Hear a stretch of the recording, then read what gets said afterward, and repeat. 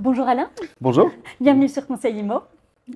Vous êtes ministre bruxellois sortant de la transition énergétique. On s'était déjà rencontrés il y a quelques mois lors du podcast pour parler un petit peu du programme écolo pour les élections en mai dernier. On avait notamment abordé la réforme du PEB assez rapidement et c'est un sujet sur lequel votre cabinet a pas mal bossé ces derniers mois, ces dernières années peut-être.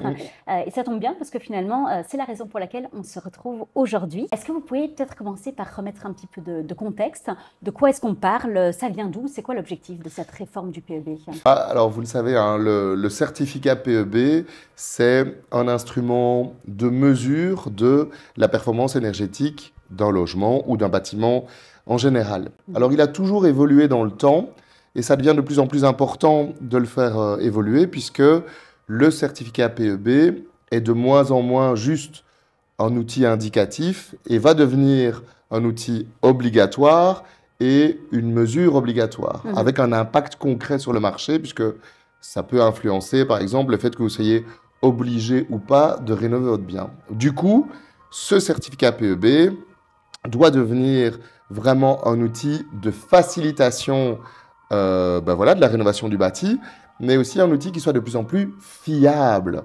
Il y a eu des émissions de télé qui ont mis en exergue, par exemple, le manque de fiabilité du certificat PEB dans un certain nombre de cas. D'un certificateur à l'autre. Voilà. Il pouvait y avoir des petites différences, effectivement.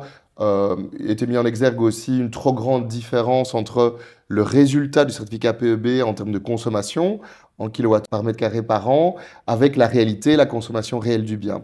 Donc, en fait, un certain nombre de remarques ont été intégrées et nous font évoluer ce certificat PEB pour plus de fiabilité, mais aussi pour qu'il devienne un véritable outil de soutien et d'aide et évoluer progressivement vers le fameux passeport PEB, c'est-à-dire qu'on donne de plus en plus de conseils avec le certificat PEB. Non seulement avoir une idée de la consommation théorique par mètre carré par an d'un bien, mais aussi savoir prioritairement quels sont les travaux à effectuer pour améliorer la performance du bien. Concrètement, c'est quoi les différentes mesures qui vont être prises en compte dans cette réforme? Alors, c'est une grosse réforme du certificat qui passe par plusieurs choses. Elle unifie le certificat PEB. Pour le moment, les modes de calcul et de certification sont encore un peu différents. Si on considère le tertiaire et le résidentiel, donc ça, par exemple, ce sera unifié. C'est la même chose pour le neuf et la rénovation, qui sont encore différenciés. Donc, tout ça va être unifié. C'est un élément important de simplification administrative. Il y a d'autres éléments qui sont importants sur les certificateurs PEB, puisque là aussi, on unifie les différents certificateurs pour rentrer vers un métier unique d'experts PEB. Et puis, il y a des avancées concrètes, opérationnelles qui doivent aussi aider, comme par exemple le fait que dans une copropriété, et c'est très fréquent à Bruxelles ou dans les grandes villes, la plupart des biens sont en copropriété. Il y a évidemment des biens qui ne le sont pas, mais la plupart le sont. Là, par exemple, ce sera un expert PEB qui va certifier l'ensemble des logements de la copropriété.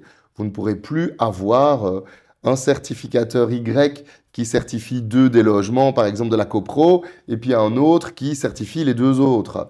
Donc, le fait d'avoir un certificateur qui va s'occuper de l'ensemble de l'immeuble, ça va évidemment améliorer la fiabilité, mais ça peut aussi diminuer les coûts et ça va rendre plus cohérent la certification globale de l'immeuble. Donc ça, c'est quelques des éléments. En fait, Oui, des économies d'échelle. Donc ça, c'est quelques-unes des avancées. Il y en a d'autres. Les modes de calcul vont être un petit peu différents. Il était relativement défavorisé par le PEB jusqu'à présent d'utiliser de l'électricité pour se chauffer. Donc ça va changer. On a intégré dans les modes de calcul le fait que l'électricité soit produite de plus en plus fréquemment maintenant de manière verte et que intrinsèquement les systèmes électriques d'aujourd'hui, notamment via les pompes à chaleur, sont vertueux. Donc pour promouvoir la décarbonation, dans le mode de calcul PEB, on va promouvoir plus, par exemple, l'électrification ou l'utilisation d'énergie renouvelable, l'installation de panneaux photovoltaïques, etc., etc. Donc, les nouveaux modes, je dirais, de chauffage et ceux de l'avenir, comme les pompes à chaleur, vont avoir un meilleur résultat PEB qu'avant. Une autre modification qui est intuitive, c'est que il y a une sorte de mise à jour en fait des températures moyennes. Le dérèglement climatique et le réchauffement climatique, c'est pas une fiction, c'est une réalité.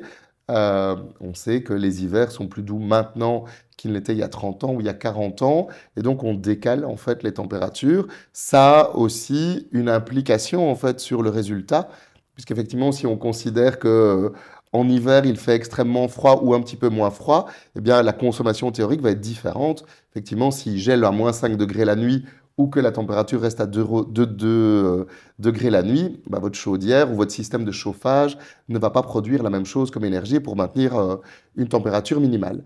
Et donc, ça, ce sont un certain nombre d'éléments, je dirais, basés sur le réel qui vont faire évoluer le certificat PEB et qui font évoluer le certificat PEB pour qu'il soit plus fiable et plus conforme à la réalité d'aujourd'hui. C'est vrai que ça, c'était une des premières critiques ou des principales critiques du certificat PEB actuel, c'était la différence entre la consommation théorique et la consommation réelle. Finalement, comment est-ce qu'on arrive à simplifier les calculs ou changer les calculs pour que cette différence soit moindre? Alors, le certificat PEB n'a pas vocation à vous dire exactement ce que vous allez consommer. Oui, parce que ça dépend d'un ménage ou un autre. Si Évidemment. vous aimez vous chauffer à 25 degrés et être en t-shirt versus moi qui adore Voilà. dormir à 15 degrés, alors effectivement, on va Voilà. consommer différemment. Oui. Donc, il y a évidemment les habitudes de consommation, voilà, comment vous mettez votre thermostat. Ça, c'est évidemment un élément essentiel, mais aussi la composition du ménage. Oui. Dans un même logement, il peut y avoir 2, 3 ou 4 habitants. Et ça, finalement, ça peut changer la donne. Il ne le prend pas en compte. C'est impossible d'en prendre en compte, vraiment. Puis vos habitudes aussi. Est-ce que, par exemple, si vous faites du télétravail 3 jours par semaine, vous allez chauffer pendant la journée 3 jours par semaine. C'est pas la même chose que si vous êtes tout le temps dehors ou tout le temps parti, par exemple. Ou vous avez des enfants qui restent à la maison parce qu'ils étudient régulièrement l'après-midi, ils font des études supérieures, vous devez chauffer, etc. etc. Ça, c'est impossible, du coup. C'est totalement impossible de tenir compte de l'ensemble de ces éléments. Donc, le certificat PEB, qu'est-ce qu'il fait? Il fait une sorte de mesure théorique, moyenne, générale, qui considère pour un ménage moyen, général, voilà, la consommation théorique de ce bien. Maintenant, évidemment, donc, elle ne sera jamais conforme à la réalité ménage par ménage. Ceci dit, c'est important quand même que le résultat soit le plus réaliste possible. Et c'est en ce sens qu'il y a eu des modifications. Donc, le nouveau certificat PEB, pour être clair, doit tendanciellement être plus conforme à une consommation réelle moyenne qu'avant. En tout cas, il a été modifié comme ça, et donc plus fiable. Et concrètement, il va donc être un petit peu plus favorable. D'accord. C'est-à-dire que vous aurez plus facilement un meilleur résultat PEB qu'avant. Donc, il sera un peu moins strict, quoi, si on veut. Ce n'était pas une volonté d'aller nécessairement dans cette direction, mais les modifications techniques qui ont été opérées pour que justement on se rapproche de la consommation réelle font que, avec le nouveau certificat PEB, vous obtiendrez un peu plus facilement qu'avant une meilleure échelle. Donc, vous serez plus facilement sur un F alors que vous étiez sur un G ou sur un D alors que vous étiez sur un E, par exemple. C'est vrai qu'on le sait, le parc bruxellois, il est très vieillissant et assez énergivore. Et oui, il y a presque la moitié des logements qui sont en F et en G. Donc, c'est, je pense, presque 500 000 logements dans cette catégorie-là. Donc, c'est énorme. Potentiellement, ça va rehausser un petit peu, diminuer un petit peu le nombre de logements qui devraient se trouver dans cette catégorie. Absolument. Potentiellement. Alors, on n'a pas de mesure de ça parce que c'est impossible à projeter sur l'ensemble du parc. Mais vous avez raison, avec le nouveau certificat, un certain nombre de logements vont glisser un peu plus haut dans l'échelle et donc effectivement pourraient sortir de FG par exemple de manière automatique avec le nouveau certificat. C'est possible. Arrêtez-moi si je me trompe, mais j'ai l'impression que le certificat, il avait déjà fait peau neuve il y a quelques mois. Je sais que mes collègues étaient assez satisfaits finalement de cette nouvelle version qui proposait déjà... qui allait déjà beaucoup plus en détail sur ce qu'un propriétaire pouvait faire pour améliorer son certificat PEB dans le cadre d'une transition, que ce soit mutation plutôt, que ce soit une vente ou une location. Ça donnait des éléments concrets aux futurs occupants pour améliorer. Qu'est-ce qui va changer sur papier par rapport au certificat qu'on connaît actuellement? Et donc, le certificat PEB effectivement, a évolué dans le temps. Vous avez raison, fait l'objet encore d'une modification il y a un peu plus d'1 an On maintenant. parlait d'une réforme à l'époque? C'était une Non. petite réforme, si vous voulez. D'accord. Et donc, effectivement, l'idée là, c'était surtout qu'il y ait plus d'informations, comme vous l'avez dit, sur quels sont les travaux prioritaires à faire, en fait, pour améliorer la performance énergétique du bien. Ici, c'est plus lourd, plus costaud. C'est la réforme dont il est question ici et maintenant. C'est un remoulinage complet, quoi. C'est beaucoup plus structurel, hein. Le fait d'avoir un seul certificat PEB pour tous les types de biens, par exemple, que ce soit du neuf ou du rénové, ça, c'est très, très structurel. Ou la même chose pour le tertiaire ou pour le résidentiel. C'est très, très structurel. Donc, c'est une réforme plus structurelle, avec une modification plus structurelle de l'ensemble des éléments. Donc, effectivement, ça a fait l'objet de très longues études de la part des administrations, que je veux remercier parce que c'est quand même un énorme boulot. C'était largement concerté avec les secteurs, très largement concerté avec les secteurs, aussi bien les producteurs de matériaux, le secteur du bâtiment, etc., et les certificateurs eux-mêmes, le secteur des certificateurs, pour que ça réponde le plus et le mieux aux besoins, tout en étant le plus fiable possible. Donc, c'est une plus grosse réforme. Je mets mes lunettes pour voir si je n'oublie rien.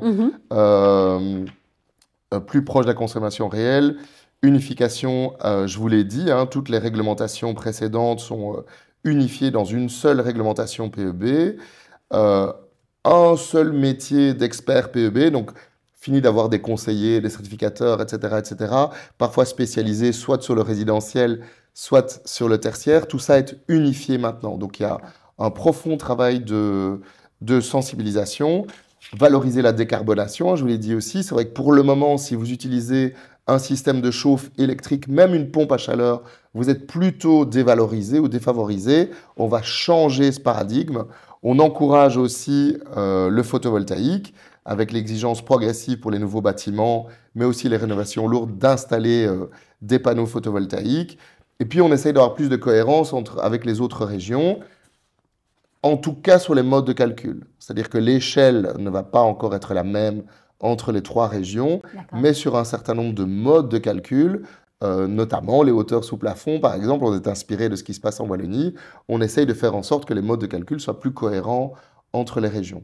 Donc, c'est vraiment une réforme qui va vers plus de simplification et plus de fiabilité. C'était vraiment ça les mantras. Et en plus, l'encouragement à la décarbonation, le soutien à rénover. Vous savez, il faut rénover, et vous êtes bien placé pour le savoir, beaucoup de biens ici à Bruxelles, hein, ceux que votre société vend ou met sur le marché, beaucoup doivent être rénovés.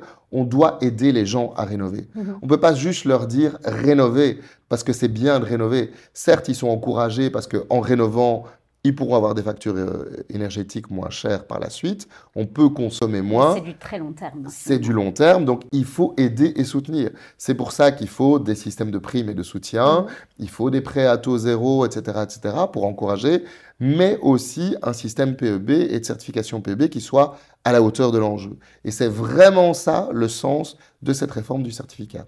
OK. Pour les propriétaires finalement d'un bien qui souhaitent le mettre en location ou le vendre, concrètement, est-ce que les formalités administratives vont changer ou finalement c'est juste dans le chef du certificateur et leur document va être juste mis à jour? Alors, il n'y a pas de grosse modification à ce niveau-là. Il devrait y avoir plus de certificateurs disponibles puisqu'on a décloisonné. Hein, ils pourront tous tout faire. Donc forcément, ça offre plus de flexibilité. Donc il devrait y avoir plus facilement accès à un certificateur PEB. C'est un problème actuellement? Alors, ce n'est pas identifié comme un problème, mais c'est important de se dire qu'il y aura de plus en plus de certificateurs qui vont être sollicités. Il y aura besoin de plus en plus de certificats, avec l'obligation à partir de 2030, etc. Donc, c'est important qu'il y ait suffisamment de personnes sur le terrain et de la souplesse. Donc, ça, c'est quand même un premier élément. Le deuxième élément concret, c'est les copropriétés.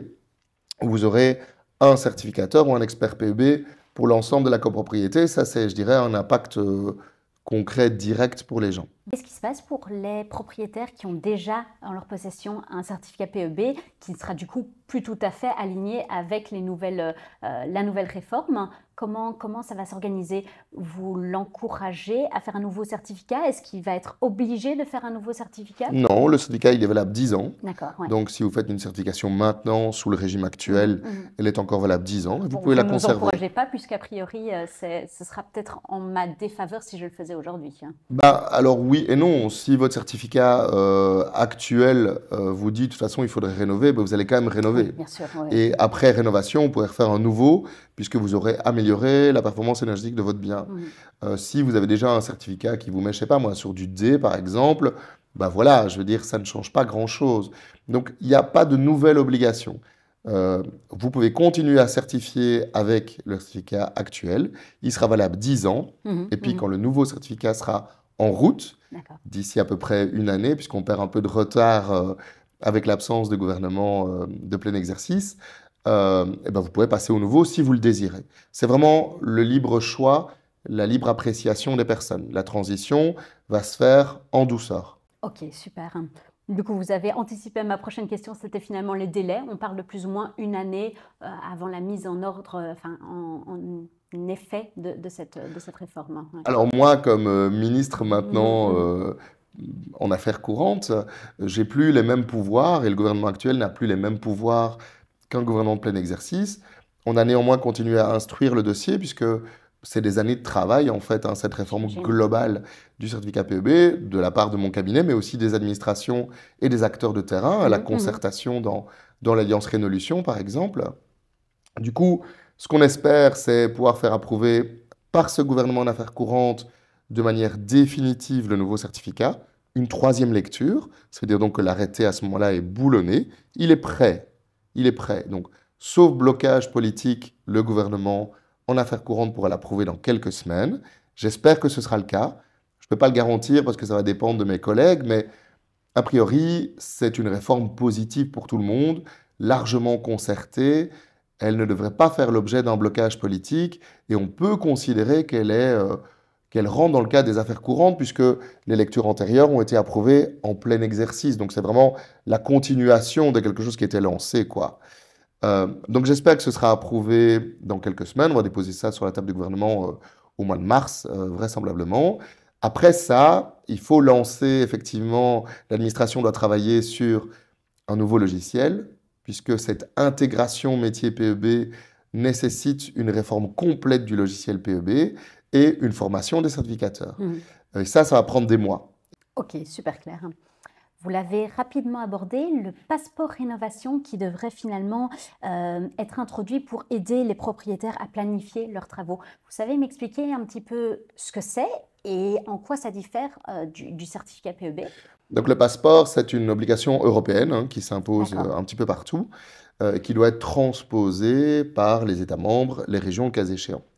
On peut dire que ce certificat PEB nouvelle mouture sera une bonne forme de transposition du passeport.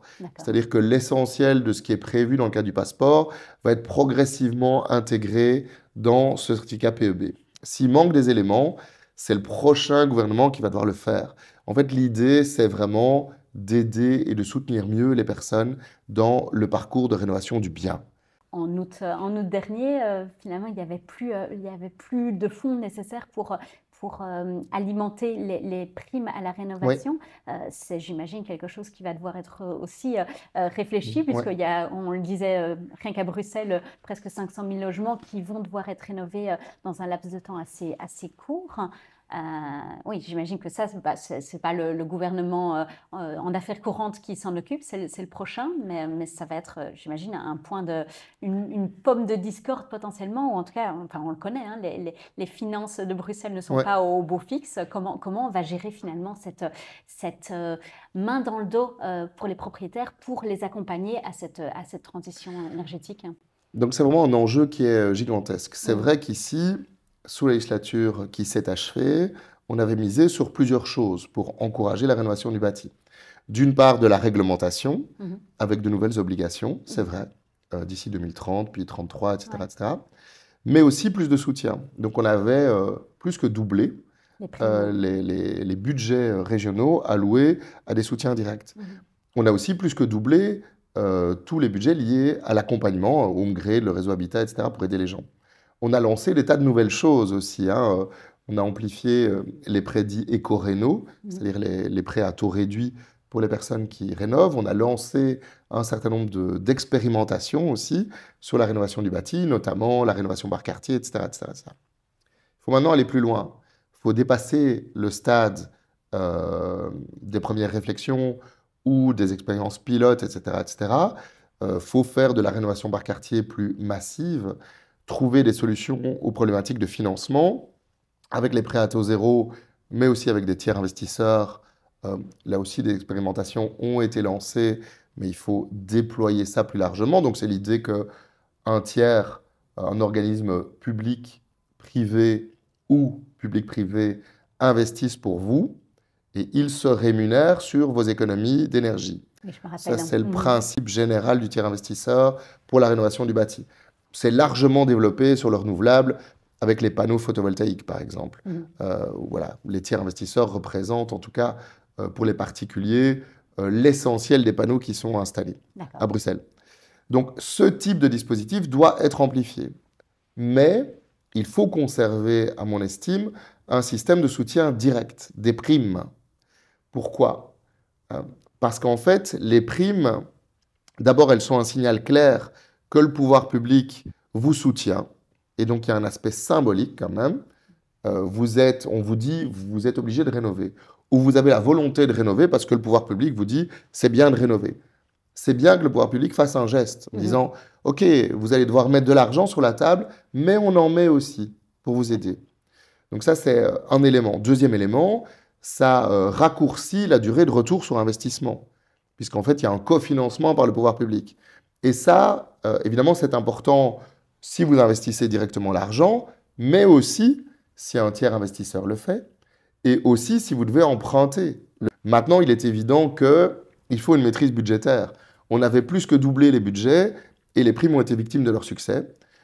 Singulièrement les derniers mois, parce qu'il y a des formations politiques qui ont dit qu'elles voulaient arrêter les primes, et en Wallonie aussi, la volonté a été affirmée d'arrêter les primes, ou en tout cas de les restreindre. Les gens, du coup. Évidemment. Donc les gens se disent, je le fais vite, quoi. Et j'introduis vite mes dossiers pour être encore dedans, quoi. Parce que sinon, après, ça risque de disparaître. Donc effectivement, il y a eu un appel d'air ces derniers mois. Mais nonobstant cet appel d'air, c'est vrai que les demandes ont explosé, c'est-à-dire que cette politique est victime de son succès. Elle marche en fait. Les gens rénovent massivement et font massivement appel aux primes. Mais donc, on a un problème budgétaire qui est réel. Donc, il faut cadrer budgétairement les primes à l'avenir. On ne peut pas continuer à avoir une explosion budgétaire comme ça. C'est impossible. La région bruxelloise doit faire des économies budgétaires, donc il faut cadrer les choses. On peut imaginer de sortir de ce système de primes et d'arrêter des primes à la rénovation qui n'ont plus rien à voir avec la performance énergétique, mais qui sont plus des primes, je dirais, plus de confort général du bien. Et de se dire, ça n'est plus subventionné. Il y aurait franchement moyen de recadrer le système de primes pour qu'il soit plus efficient que c'était le cas jusqu'à présent. Mais il faut en conserver un. Ok, super, super clair. On l'a rapidement aussi abordé. Une des autres principales critiques, c'est finalement que dans un si petit pays comme la Belgique, on ait 3 méthodes de calcul, en tout cas une uniformisation qui n'est pas totale entre les 3 régions. Est-ce que finalement la Flandre et la Wallonie sont aussi dans cette démarche de réforme du PEB et qu'est-ce qu'il en est de ces 3 grosses différences entre les régions? Donc, d'abord, un premier élément, c'est vrai qu'on peut contester le fait que ce soit des méthodes différentes d'une région à l'autre. Ça découle de la régionalisation de cette politique. C'est un fait. Voilà. Oui, mais comme on pourrait contester finalement les droits d'enregistrement qui sont différents d'une région à l'autre. Voilà. Donc, c'est contestable en soi. Je veux dire, moi-même, personnellement, par exemple, je ne trouve pas raisonnable d'avoir des marchés de l'énergie qui soient différents d'une région à l'autre. Mais c'est comme ça. Voilà. En tant que ministre de l'énergie, j'ai dû gérer ça. C'est la même chose pour le PEB, en fait. Donc oui, les méthodes sont différentes d'une région à l'autre. Bon, les administrations se parlent beaucoup pour essayer, en tout cas, que sur les méthodes de calcul, ce soit le plus cohérent possible, voire similaire. Et je l'ai dit, on a utilisé, par exemple, on s'est calqué sur la Wallonie pour un certain nombre de points techniques dans la méthode de calcul. Avec la Flandre, c'est plus compliqué, pour être clair. Pas parce que l'administration n'est pas volontaire, en soi, vous imaginez bien, les gens qui travaillent dans les administrations, ils se parlent, ils ne demandent pas mieux que de se coordonner, voilà. C'est simplement une volonté politique que ce soit différent. Oui, on l'avait abordé dans notre précédent podcast. Ouais, et donc, moi, ça, je sais rien faire. Je veux dire, la Flandre décide qu'elle ne veut pas se coordonner, elle donne instruction à l'administration, une instruction politique, pour qu'il n'y ait pas de coordination, mais il n'y a pas de coordination. Ceci dit, ce n'est pas très grave. Je veux dire que ce qui est important, c'est que les certificats PEB soient les plus opérationnels, les plus efficaces possibles à chaque endroit. La Flandre a son système, la Wallonie le sien. Je pense que maintenant on peut dire qu'avec cette nouvelle réforme, Bruxelles sera à la pointe, aussi parce qu'on aura le certificat le plus mis à jour, donc il sera vraiment, je dirais, picobello pour la situation d'aujourd'hui, même s'il n'entre en vigueur que d'ici 1 an à peu près. On sera à la pointe. Et pour être tout à fait franc et clair, l'ensemble de la réforme bruxelloise est à disposition des autres. C'est-à-dire que les autres régions connaissent exactement, elles savent exactement ce que nous avons fait, pourquoi et comment. Et franchement, c'est libre de droit. C'est un open source. C'est-à-dire, c'est open source. Si elles désirent l'utiliser, comme parfois nous avons utilisé un certain nombre d'éléments des autres régions, elles peuvent le faire. J'aurais tendance à les encourager à le faire. Mais après, c'est la décision politique des ministres ou des gouvernements de ces différentes régions. OK. Est-ce que vous pensez que cette nouvelle réforme, ces nouvelles règles vont avoir un impact sur le secteur immobilier de manière générale, notamment par exemple sur le prix? On sait que ça a quand même été pas mal bouleversé ces dernières années pour notamment les logements les plus énergivores ou au contraire pour les logements les plus performants? Oui. Oui, oui. Je veux dire, il y a beaucoup de choses qui jouent sur le prix. Si vous êtes au cœur... La performance énergétique, autant, on a commencé le podcast là-dessus en se disant, oui, il y a quelques années, c'était plutôt un document administratif, une formalité de plus, autant aujourd'hui, ça a un vrai impact. Oui, c'est plus qu'une lettre qu'on voit rapidement dans son annonce. Mais donc forcément, ça a un impact, puisque si vous achetez... voilà, un bien qui a un PEB FG, vous savez que vous allez devoir améliorer la performance énergétique. Donc, vous savez que vous allez devoir investir. Et donc, quand vous l'achetez, vous devez anticiper le montant des travaux pour y arriver, en gros. Mais c'était déjà le cas précédemment. Je veux dire, quand vous achetiez un bien à rénover, et qui était vendu comme tel, pour différentes raisons, pas seulement la performance énergétique, il y a des choses vieillottes, l'électricité plus conforme, etc., etc., vous anticipiez le coût de la rénovation au moment de l'achat.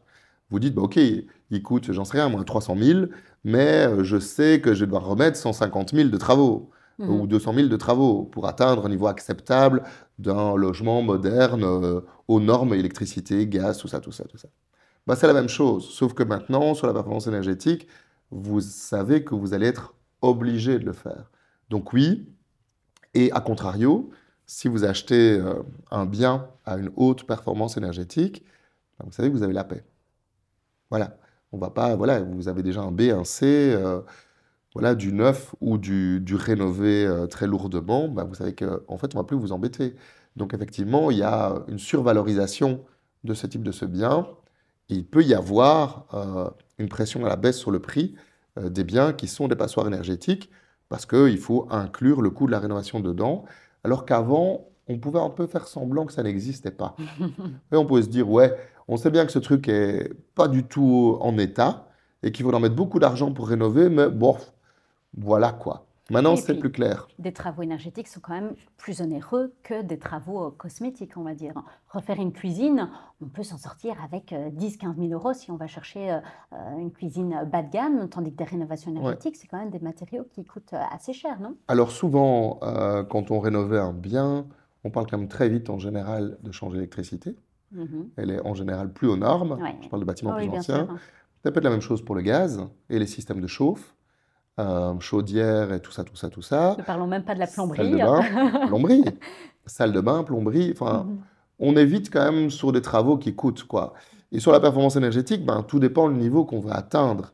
C'est sûr que isoler un toit, suivant la configuration, parfois c'est très peu coûteux. Si c'est facile d'accès, qu'il n'y a pas un logement directement en dessous, etc., etc. Parfois c'est un peu plus coûteux.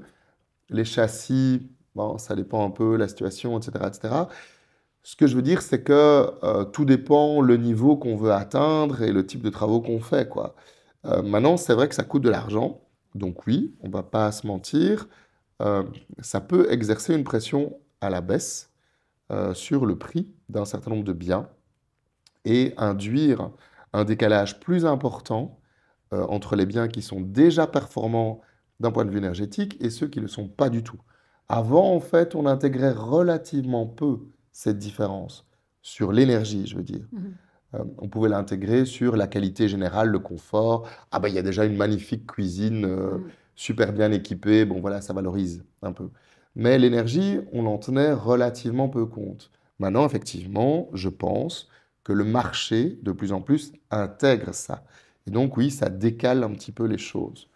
Voilà. Mais en soi, ça n'est pas intrinsèquement problématique. Ça reste rentable de faire des travaux d'amélioration de la performance énergétique du bien. Et ça le sera de plus en plus. On a vu dans les suites de la guerre en Ukraine combien les prix de l'énergie pouvaient être volatiles. Les prix du gaz, surtout, mais aussi les prix de l'électricité. Et je pense qu'on a tous compris et appréhendé qu'on avait intérêt à être de plus en plus indépendant de notre facture. Et il n'y a rien à faire. Pour être indépendant de sa facture, il faut consommer moins. Il faut être en capacité de consommer moins. Et consommer moins en gardant un niveau de confort acceptable. On ne va pas demander à tout le monde de mettre son chauffage sur 15 degrés. Il y a des gens qui savent vivre à 15 degrés en mettant en place d'autres techniques de slow heat, etc. etc. Donc, je ne sais pas, en achetant des couvertures chauffantes, etc. etc. Ouais, mais ça existe et ça fonctionne assez bien, en fait. On sait le faire et ne pas nuire au confort. Mais c'est comme une niche de gens qui font ça. La plupart des gens chauffent à 19, 20 degrés. Bon, voilà, chez moi, je mets 17,5 et ça me convient. En mettant un pull, ça marche tout à fait. Mais ce que je veux dire, c'est que quel que soit le curseur où vous mettez votre thermostat, admettons que vous le mettiez à 19, c'est un peu la moyenne, quoi, ou 19, 20, vous avez besoin que votre bien soit isolé correctement pour consommer moins. Il n'y a pas de miracle.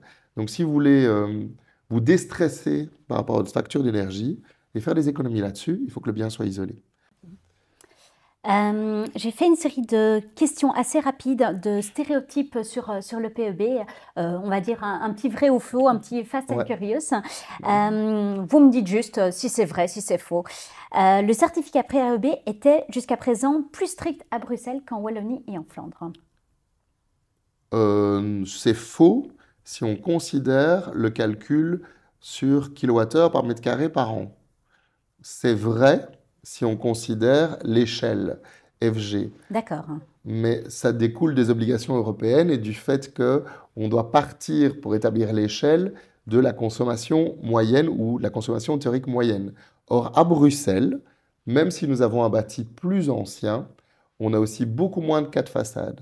Et on a beaucoup plus de bâtiments mitoyens, et donc un bâtiment mitoyen plus compact, c'est-à-dire ce qui existe dans les grandes villes comme Bruxelles, intrinsèquement, il est moins énergivore. Ok. Le certificat PEB actuel seront obsolètes à l'entrée en vigueur de cette nouvelle réforme. C'est faux. Les certificats ont une valeur de 10 ans et ça reste le cas. Ok. Un bâtiment classé F ou G ne pourra plus être mis en location à Bruxelles après 2033. C'est pas seulement mis en location, c'est-à-dire il sera interdit globalement. D'accord. Mais on va y aller progressivement. Il ne faut pas croire que les gens vont recevoir des amendes dès 2033. Ce n'est pas comme ça que ça va fonctionner. Par contre, quand il y aura un bâtiment F et G identifié, il devra y avoir un chemin d'amélioration de la performance énergétique, que le bien soit mis en location ou non. Et c'est pour ça aussi qu'il est essentiel de conserver des mécanismes de soutien. On ne peut pas piéger les gens. C'est obligatoire, vous devez y aller, mais on va vous aider. Ok. Avec la réforme, le score PEB d'un bien pourra s'améliorer sans travaux grâce à la nouvelle méthode de calcul. C'est possible. Disons qu'il ne faut pas spéculer là-dessus, mais c'est vrai que la nouvelle méthode de calcul va offrir un petit peu plus de souplesse. Donc, il est possible qu'avec le nouveau mode de calcul, votre bien monte, par exemple, d'une catégorie simplement avec un nouveau certificat et sans travaux. C'est théoriquement possible. D'accord. Tous les experts PEB devront suivre une formation plus poussée avant de pouvoir délivrer un Oui, certificat. c'est vrai. C'est vrai. À partir de 2030, tous les bâtiments résidentiels bruxellois et wallons devront avoir un certificat PEB, même sans mutation de vente, de location. Pour Bruxelles, c'est vrai en tout cas. Ok. Le passeport de rénovation va remplacer le certificat PEB. C'est plus compliqué que ça. Disons que le passeport, les éléments du passeport rénovation vont être intégrés progressivement au certificat. D'accord. Mais du coup, un propriétaire qui ne fait pas de travaux pour améliorer son PEB encourt des amendes.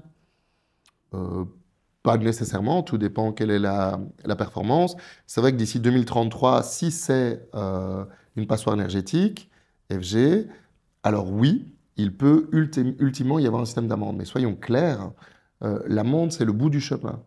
Si vraiment la personne ne fait rien, ne rénove pas.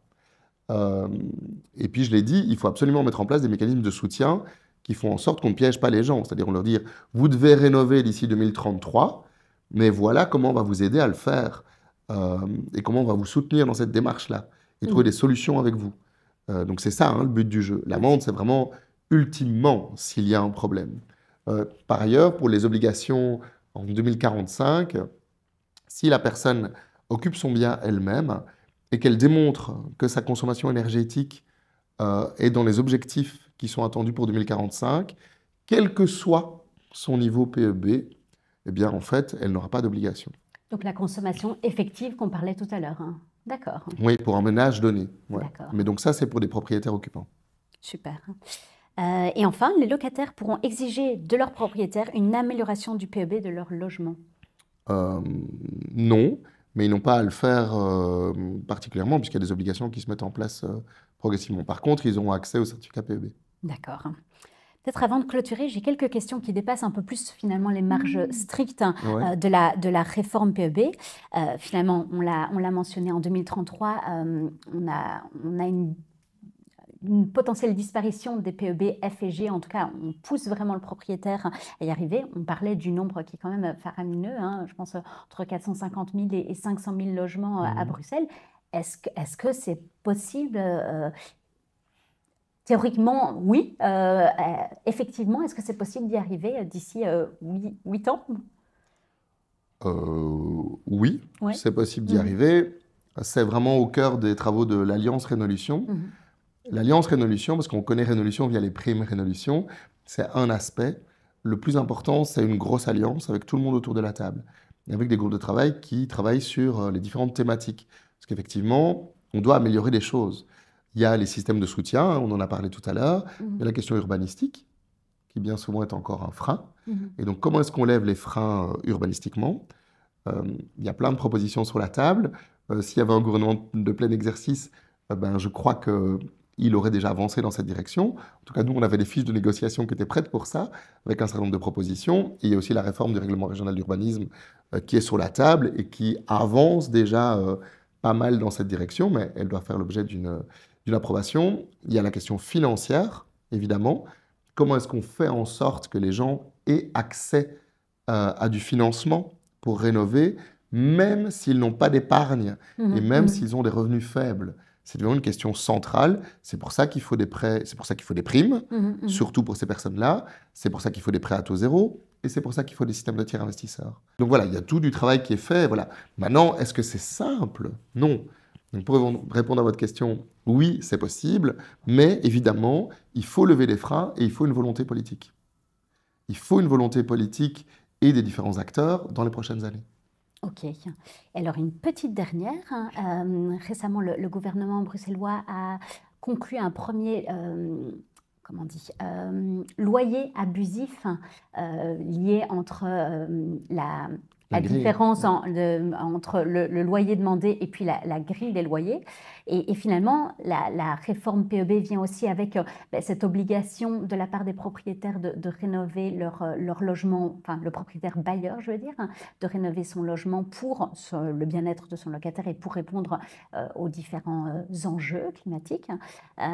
Il en résulte que, je ne sais plus quelle étude exactement mentionnait qu'il y avait 20% des propriétaires des propriétaires bailleurs, de nouveau, qui considéraient vendre, étant donné ces différents éléments. Donc, les contraintes administratives et les contraintes de rénovation qui s'imposaient à lui, ce qui, en tout cas dans notre secteur, inquiète un petit peu en se disant, si il y a 20%, s'il y a un départ massif comme ça des propriétaires bailleurs, ça va encore plus créer un écart entre l'offre et la demande sur le marché de la location et du coup créer potentiellement encore plus de différences de prix, puisque sur le simple mécanisme de l'offre et la demande, qui dit moins d'offres dit des hausses de prix. Est-ce que c'est quelque chose qui vous inquiète, vous? Bon, vous n'êtes pas ministre du logement, mais est-ce que c'est quelque chose qui a été aussi pris en considération pour notamment pouvoir soutenir des propriétaires bailleurs dans leur aussi la transition énergétique de leur logement qu'ils n'occupent pas, mais dont ils sont responsables? Alors, c'est une question qui mériterait une émission en soi. En soi. on peut la question en bonus. Faire, oui. Pardon. Mais donc, plusieurs éléments de réponse. D'abord, la législation qui existe à Bruxelles, elle vise, sur les loyers abusifs, à combattre les loyers notoirement abusifs. D'accord. C'est-à-dire que la commission paritaire locative, là, qui a rendu une première décision, donc autour de la table, il y a les représentants des propriétaires et des locataires, il faut le savoir, c'est bien le principe d'une commission paritaire. Ce n'est pas des décisions arbitraires comme ça, elle rend un avis. À la fin, c'est quand même le juge qui décide encore, le cas échéant. C'est qu'elle a estimé que dans ce cas-là, franchement, le montant de loyer qui était demandé était réellement abusif au regard de la qualité du bien. D'accord. Et moi, je ne défends pas les bailleurs qui louent des logements poubelles à des prix délirants. Or, ce sont vraiment dans les tranches et les segments inférieurs du marché qu'on constate ça le plus couramment. Des bailleurs qui, en fait, n'en ont pas grand-chose à cirer. Ils veulent juste faire un max de blé. Et je peux comprendre ça. Moi, je veux dire, les gens investissent s'ils veulent avoir du return. C'est légitime. Mais c'est normal que les pouvoirs publics cadrent. Parce qu'il n'y a rien à faire dans le rapport de force, je dirais, entre un propriétaire et un locataire. Bien souvent, le propriétaire est gagnant. Pas toujours, mais bien souvent. Il faut faire respecter des règles. Comme les locataires doivent respecter des règles, doivent payer leur loyer, par exemple. Ça ne va pas que des propriétaires puissent rester sans loyer pendant 6 mois, pendant 9 mois, parce que le locataire ne paie pas. À un moment, il faut des règles qui soient appliquées pour que, voilà, il y ait un respect du contrat de bail. D'un autre côté, on ne peut pas non plus laisser des bailleurs abuser des locataires en mettant sur le marché vraiment des logements pourris à des prix excessifs. Et c'est aussi la réalité d'une part du marché. Moi, j'ai acheté une maison il y a 7 ans, donc j'en ai visité beaucoup pour acheter. Eh bien, il y a 2 fois où en sortant, j'ai pris mon téléphone. Parce que j'ai assisté, vraiment, parce que les gens sont sans gêne en plus, ils s'en foutent. Je veux dire, ils mettent en location des trucs complètement pourris, qui ne sont pas conformes en rien, vraiment, qui sont dans l'illégalité en fait, des loyers chers. Vous visitiez des biens qui étaient mis en location ils l'étaient toujours. Voilà, pas seulement. Parfois, ils étaient vides, et donc voilà. Mais parfois, il y avait encore des locataires dedans. Ça arrivait. Bien sûr. Et donc, franchement, il y a 2 fois que j'ai pris, simplement parce que c'était dangereux, quoi. Je veux dire que c'était dingue. C'était des marchands de sommeil, en fait. Voilà. Est-ce que finalement, donc, tout le parc des bailleurs doit être... on dit que Bruxelles a la grande chance, et la Belgique de manière générale, à être divisé par plein de petits propriétaires, bons pères de famille, etc. Est-ce que c'est pas pénaliser l'ensemble de ces propriétaires? On vise uniquement ceux qui abusent. C'est les loyers notoirement abusifs qui sont visés. Si vous faites les choses en bonne mère de famille ou en bon père de famille, il n'y a aucun problème. Je veux dire, respecter la grille de loyer, en plus dans une marge de 20%, et en plus avec une marge d'appréciation. Voilà, la grille, en plus, elle va intégrer la PEB, et le niveau PEB, donc en fait, en gros... plus le logement est qualitatif et plus vous pouvez le louer plus cher. Elle tient compte des types de quartiers, d'un certain nombre d'éléments de confort. Parce que pour le moment, ce n'était pas tout à fait fait. Si, c'est le cas. C'est le cas déjà dans la grille actuelle. Simplement, c'est vrai qu'il n'est pas possible de mettre à jour la grille tous les ans, parce que voilà, c'est un travail statistique important. mais donc elle a déjà un degré de fiabilité relativement correct. Est-ce qu'on doit augmenter? Sans doute. Il y a sans doute moyen de mettre à jour, etc., etc. Mais donc là encore, il faut piéger personne, puis surtout, ce pourquoi nous on plaide, qui a commencé à être travaillé, c'est un soutien aux propriétaires bailleurs, notamment par des régimes de conventionnement, en disant, mais très bien, vous voulez une prime. Les pouvoirs publics vont pouvoir vous aider, soit par du soutien direct, prime, soit l'accès à des taux réduits, par exemple, ou d'autres types de soutien.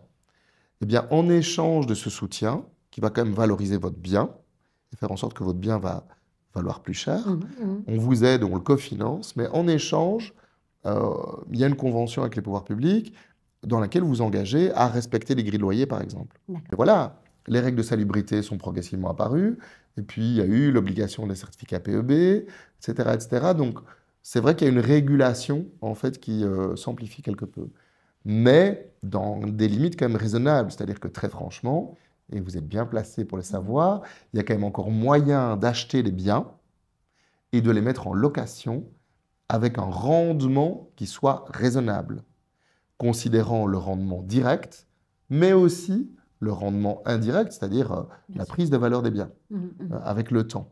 Sinon, plus personne n'investirait dans l'immobilier. Or, quand vous mettez des biens sur le marché, très franchement, en général, ils partent assez rapidement. Je veux dire, je n'ai pas l'impression qu'on soit dans un marché où c'est plus possible de vendre. Non, ça s'est stabilisé, effectivement, mais on était sur un marché qui était complètement fou il y a quelques années. Donc on est sur un retour à la normale et vous avez raison, ça continue à prendre de la valeur. Et non, moi j'ai plutôt l'impression que c'est une peur de ces charges administratives qui font, c'est pas moi qui l'invente, c'est 20% de propriétaires et qui se disent, ok, en fait ça c'est trop pour moi, j'ai pas envie de me prendre la tête avec des rénovations énergétiques d'un bien que je ne m'occupe pas.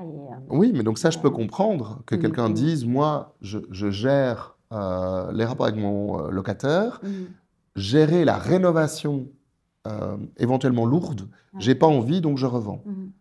Ça, ok. Mais je dirais, est-ce grave? En quoi est-ce problématique une personne, mais si c'est à des trop gros niveaux, on va dire, un départ massif des propriétaires, est-ce que ce ne serait pas dangereux à terme? Écoutez, je ne pense pas. Par contre, c'est vrai que je pense qu'on a intérêt à privilégier aussi des formules innovantes d'acquisition. Il y a des coopératives de propriétaires, par exemple, des gens qui se mettent ensemble. Ils ne deviennent pas propriétaires en direct, mais ils ont des parts dans la coopérative. Et la coopérative elle-même investit. D'accord. Ou la société. Dans un modèle, je dirais, avec aussi des finalités, il y a des finalités de rendement, mais aussi des finalités, on va dire, sociales et environnementales. Mais il y a des exemples comme ça qui existent, et qui existent de plus en plus. Finalement, pourquoi est-ce que c'est intéressant, ou ce serait plus intéressant, d'être propriétaire d'un appartement, ou d'un studio, enfin peu importe, d'un logement, que d'être propriétaire de part d'une coopérative qui elle-même est propriétaire d'une multitude de logements et qui les gère de manière professionnelle. Et parfois avec des finalités sociales. Et qui permet de se décharger de toutes les procédures administratives liées là, c'est des professionnels, puisque la société coopérative en question, il y a des professionnels qui ont l'habitude d'acheter, de rénover, de mettre en location. Parfois, ils mettent en location via des agences immobilières sociales ou des agences immobilières, donc ils sous-traitent même la partie mise en location, et vous avez des parts dans cette coopérative. Je veux dire, pourquoi est-ce que ce modèle-là serait moins favorable ou moins positif que d'être propriétaire directement d'un logement où là, vous devez tout gérer tout seul. Vous êtes seul, ou éventuellement en couple, voilà, et vous devez gérer l'ensemble du bazar, c'est-à-dire la rénovation du bien, ou en tout cas son entretien, et en plus le rapport propriétaire-locataire, qui n'est pas toujours évident à gérer, parce qu'on a parlé des propriétaires qui abusent, mais il y a aussi des locataires qui abusent. Tout à fait, oui. Oui, il y a aussi des locataires qui cassent leurs biens, qui ne sont pas non plus bons pères ou bonnes mères de famille. Donc voilà, je veux dire, je pense qu'on a intérêt à continuer à promouvoir des modèles comme ceux-là. Et moi, puisque j'étais ministre de l'Environnement, mais j'étais aussi ministre de l'Action sociale, donc à double titre, on a soutenu un certain nombre de ces initiatives. Donc j'ai été sur le terrain. Franchement, c'est super intéressant. Certains mettent le curseur très loin, en termes de vocation sociale, c'est-à-dire aussi des logements qui abritent, par exemple, des projets de Housing First, c'est-à-dire des projets qui permettent à des personnes de sortir de la rue, des personnes sans abri sortent de la rue pour aller directement au logement. Évidemment, on n'est pas obligé de mettre le curseur social, je dirais, aussi loin. On peut le mettre sur le niveau agence immobilière sociale régulière ou simplement sur un niveau respecter des grilles de loyer et avoir des loyers, je dirais, raisonnables. Voilà. Et en même temps, ça reste rentable. Alors, il y a des investisseurs qui le font dans le cadre, je dirais, d'une politique de responsabilité sociétale, donc qui ne cherchent pas spécialement un rendement élevé, mais il y a aussi des investisseurs qui le font pour un rendement raisonnable, qui finalement n'est pas nécessairement inférieur à un investissement direct dans un bien. Donc, c'est aussi des modèles qui sont vertueux et qui méritent d'être encouragés. Et moi, je le dis, hein, je réfléchis, je me dis, est-ce que c'est plus avantageux pour mes enfants de recevoir un jour ou d'hériter de parts de coopératives ou d'un logement ou de 2 logements? Je pense en fait que c'est mieux qu'ils héritent de parts de coopératives, pour autant que la coopérative soit bien gérée et correctement gérée, plutôt que... Parce que est-ce qu'ils vont avoir envie de gérer ça? Gérer des rapports propriétaires-locataires, tout le monde n'est pas fait pour ça. Hein. Tout le monde n'a pas envie. Hein. Ah oui, monsieur, ma chaudière est en panne, ou madame, ma chaudière est en panne, il y a ceci qui fouille, il y a machin, il y a toujours des choses à gérer. Tout à fait. C'est ça, être propriétaire, c'est gérer quelques petites emmerdes régulièrement, enfin, sauf si c'est vraiment du 9-9, et encore, même dans le 9-9, il y a parfois des soucis. Donc on doit pouvoir aussi, je pense, s'ouvrir l'esprit, se détendre. Je veux dire, il y aura toujours un besoin de se loger, il y aura toujours une demande de location et d'acquisition, toujours. Et donc, il y aura toujours de la place pour ce marché. Et ce marché, intrinsèquement, va toujours exister dans des conditions honorables. Et le principe sera toujours le même, c'est que si on veut des gens qui investissent, il faut un retour sur investissement. Sinon, personne ne va investir. Oui, par exemple, donc, ce retour d'investissement doit être possible. Et en même temps, on doit améliorer l'accès au logement, à un logement décent, pour un certain nombre de personnes pour lesquelles c'est actuellement compliqué, très compliqué. Et aussi des personnes de classe moyenne, pour lesquelles, si vous êtes maman solo ou papa solo, vous avez besoin d'un logement 2 chambres ou 3 chambres, sur un seul revenu. C'est compliqué à Bruxelles. Oui, c'est compliqué. Donc on est quand même face à des enjeux, quoi. Oui, et par exemple, je reprends les agences immobilières agences immobilières sociales, pardon, avec qui on a l'habitude de collaborer assez étroitement, mais elles sont en vrai manque hein, de ces nouveaux biens de qualité, salubres, confortables, potentiellement grands aussi, parce que vous le dites très justement, parfois les agences immobilières sociales, elles ont davantage besoin de grandes unités pour accueillir ces papas ou mamans solo. Et elles ont vraiment vu un décalage entre, il y a quelques années, où les propriétaires, pour la maigre différence entre le loyer appliqué par l'agence immobilière sociale versus sur le marché locatif classique, étaient prêts à faire abstraction. Et finalement, il y avait quand même des incitants, enfin, il y a toujours des incitants fiscaux quand même assez intéressants. Mais aujourd'hui, la différence entre ce que propose l'agence immobilière sociale et puis la réalité du marché locatif, elle est telle qu'il y a de plus en plus de propriétaires bailleurs qui disent malheureusement là je me tourne vers la mise en location classique parce que le retour en investissement il est bien plus important. Donc vous avez raison, mais on peut résoudre ça. Je veux dire, vous avez raison, hein, c'est la situation actuelle, je peux que souscrire. Mais ce qui se passe, c'est qu'un certain nombre de grilles qui sont d'application pour les AIS, notamment les grilles des loyers auxquels elles louent elles-mêmes aux propriétaires, n'ont plus évolué ou n'ont pas suffisamment évolué. Donc c'est ça la clé. On ne peut pas se permettre de tarir l'accès au logement des agences immobilières sociales pour cette raison-là. Donc oui, ça doit évoluer. S'il y avait un gouvernement de plein exercice, il s'y attellerait. Vraiment, il doit s'y atteler.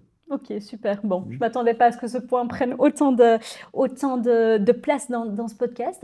Peut-être un petit dernier mot de la fin, peut-être un mot d'encouragement pour les propriétaires qui voient arriver cette réforme, peut-être avec un peu d'anxiété.